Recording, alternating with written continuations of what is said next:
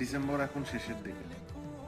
তার মানে হচ্ছে যে আমাদের অপেক্ষাগুলো শেষের দিকে। আমাদের যত অপেক্ষা সব কিছু হচ্ছে ডিসেম্বর।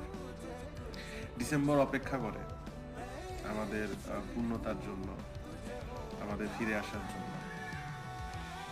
আবার একটা জিনিস খেয়াল করে দেখবেন যে আমাদের জীবনে কারা আসে, কারা যায়, কোন ভালো মুহূর্ত আসে, কোন খারাপ মুহূর্তগুলো আসে, সেই হিসেবগুলো হয়তো আমরা রাখি না, কিংবা আমাদের হয়তো মনেও থাকে না, কিন্তু ডিসেম্বর সব মনে রাখে।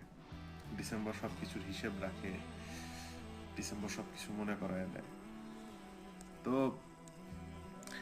আমরা কিছু হিসেব করি আর না করি, ডিসেম্বর হিসেব রাখে সব কিছুর, পূর্ণতার, অপেক্ষার, ফিরে আসার।